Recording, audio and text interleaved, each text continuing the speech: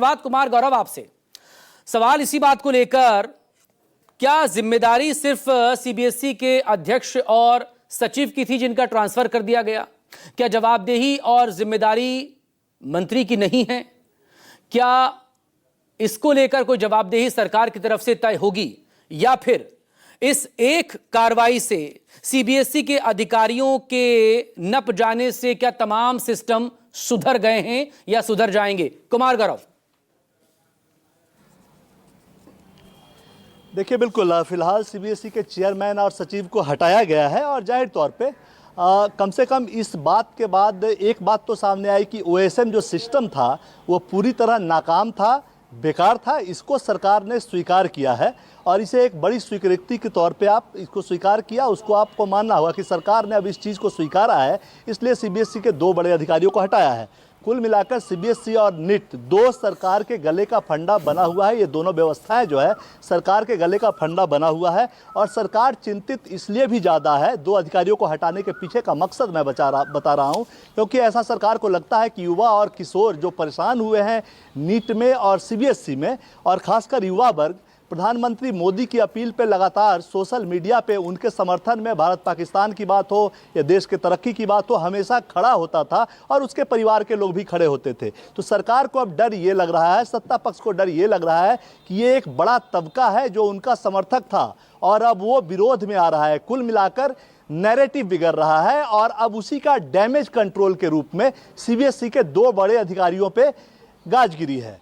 अगर आप इस पूरी व्यवस्था को देखें और नीट पर जो सरकार ने अब तक कदम उठाए हैं उसको आप अगर ध्यान से देखें तो इस पे दो बातें सामने आती है कि भांग जो है वो कुएं के पूरे पानी में मिला हुआ है और आप मटके को लगातार साफ करते जा रहे हैं। जितनी बार कुएं में मटका डाल रहे हैं, पानी निकाल रहे हैं, उतनी बार मटके को साफ कर रहे हैं कि भांग का नशा मटके से आ रहा है। तो ये पूरा जो कल जो सरकार ने जो दो कदम उठाया, दो को हटाया, वो पूरा इसी विधि पे है कि किसी तरह नैरेटिव कंट्रोल जो है वो हो जाए। विश्वसनीयता जो सरकार की गिरी है, प्रधानमंत्री मोदी के सरकार की गिरी है, प्रधानमंत्री की गिरी है, शिक्षा मंत्रालय की गिरी है, एनटीए का गिरा है और सीबीएसई के पूरे सिस्टम का गिरा है, वो किसी तरह से बहाल हो। अगर पूरे क्रम में आप देखेंगे तो एनटीए विवाद सबसे पहले सामने आया, उसके बाद जब बवाल मचा, पुलिस ने कहीं पकड़ा, कहीं छात्रों ने आंदोलन किया, उसके बाद परीक्षा को रद्द करके 21 जून के लिए इसको किया।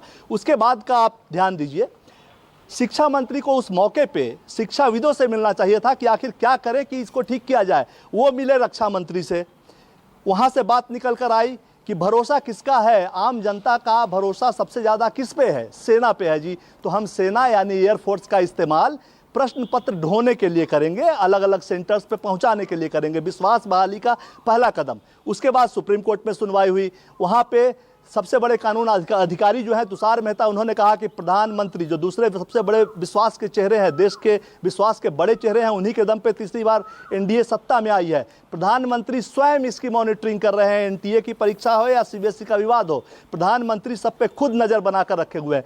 कुल मिलाकर ये दोनों प्रयास जो है वो विश्वास बहाली का है। परीक्षा कैसे ठीक हो, ओएसएम सिस्टम कैसे सुधरे, या सभी बच्चों का जो परीक्षा है जो जिनका ओएसएम से जांच हुआ है और विवाद हुआ है, क्या उनके कॉपी को फिर से मैनुअली जैसे पहले चेक किया जाता था वैसे चेक किया जाए। इन सब पे कोई बात नहीं हुई। सबसे बात हो रही है, खास बात हो रही है विश्वास बहाली की। तो विश्वास बहाली में प्रधानमंत्री भी आ गए, सेना भी आ गए। कल को सेना प्रश्न पत्र लेकर जाए और कहीं सिस्टम में कहीं एरर हो, फिर से पेपर लीक हो जाए, सेना पे फिर आप आम लोग सवाल उठाए लेंगे तो फिर उसको देशद्रोही कर दिया जाएगा।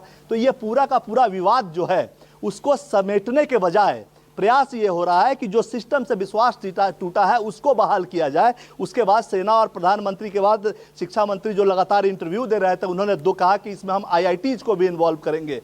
ये सब हुआ, ये सब विश्वास बहाली का तरीका है। सुप्रीम कोर्ट ने कहा कि यूपीएससी की तरह आप सिस्टम क्यों नहीं अपनाते, क्यों नहीं वैधानिक स्वरूप देते हैं एनटीए को कि उनका सब कुछ अपना हो, बाहर से उनको कुछ हायर ना करना पड़े, सब अपना सिस्टम हो, एक कैडर हो, उसके तहत वो परीक्षा ले जैसे यूपीएससी लेता है, उसमें कहीं कोई गड़बड़ी नहीं होती।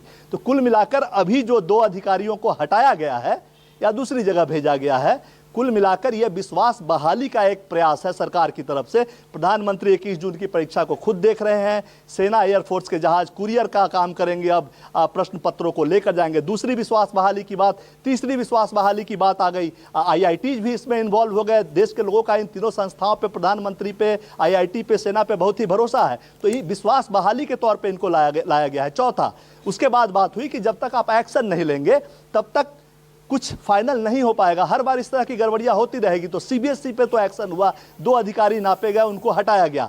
अब सवाल यह है कि NTA पे जो CBI की जांच चल रही है, उसमें जो इंटरनल लोग शामिल हैं, कई लोग गिरफ्तार हैं, उसमें से जो मेन पद पे हैं, जिनकी जिम्मेदारी बनती है, उनको कब हटाया जाएगा, उन पे क्या एक्शन होगा। चौथा जो आपका सवाल है कि शिक्षा मंत्री की क्या जिम्मेदारी। ठीक है, जब प्रधानमंत्री ही परीक्षा को देखेंगे तो फिर शिक्षा मंत्री का क्या काम है। UGC विवाद ले लीजिए, 24 का नीट पेपर लीक का विवाद ले लीजिए, फिर OSM के सिस्टम की गड़बड़ी देख लीजिए आप, इसके बाद फिर आप इस बार जो परीक्षा लीक हुआ है नीट का, उसको देख लीजिए। हर जगह से अगर देखा जाए तो सिस्टमेटिक फेल्योर है पूरा का पूरा शिक्षा मंत्रालय का। उनके अधीन जो भी संस्थाएं काम करती हैं, जो परीक्षा से इन्वॉल्व है, ज़्यादातर उसमें से फेल है। सवाल यही है कि शिक्षा मंत्री पे कब कार्रवाई होगा। देखिए, मोदी सरकार की एक नीति है, जो बिगड़ा है उसको पहले बनाओ, नैरेटिव में जो डैमेज हुआ है उसको नैरेटिव के जरिए कंट्रोल करो, डैमेज कंट्रोल करो, ताकि लोगों का विश्वास लौटे। और एक बात और, अपवाद के तौर पे 2014 से लेकर आज 2026 है, मोदी सरकार में किसी भी मंत्री पे कोई भी आरोप लगे हों, विपक्ष के दबाव में उसको नहीं हटाया जाता। चूंकि राहुल गांधी भी लगातार इसमें डिमांड कर रहे हैं, विपक्ष डिमांड कर रहा है कि शिक्षा मंत्री को हटाया जाए, अधिकारियों को हटाकर आप शिक्षा मंत्री को बचा रहे हैं।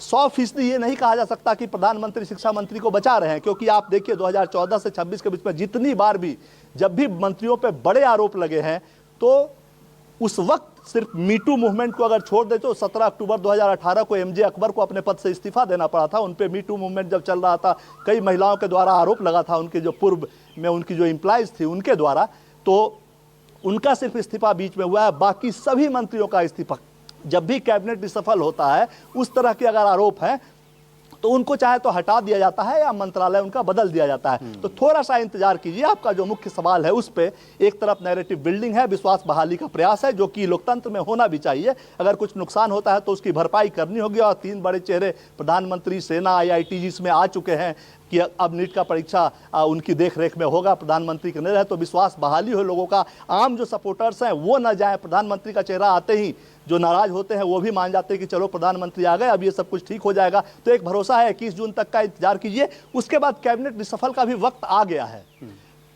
प्रधानमंत्री मोदी के सरकार के 12 साल पूरे हो रहे हैं, 5 से 21 अभी चुनाव, अभी पूरे देश में प्रचार चलना है। उसके ठीक बाद या बीच में ही कैबिनेट का विस्तार होगा। अगर प्रधानमंत्री को लगता है कि वास्तविक तौर पे अगर कुछ ऐसी रिपोर्ट्स आती है, जो राजनीतिक आरोप प्रत्यारोप अलग है, जो हम सोच रहे हैं, देख रहे हैं, वो चीज़ें अलग है, लेकिन शिक्षा मंत्री का कितना बड़ा इन्वॉल्वमेंट है, उनका सिस्टम फेल हुआ है, उनसे जुड़े हुए संस्थाएं फेल हुई है, इसमें कोई दो राय नहीं है।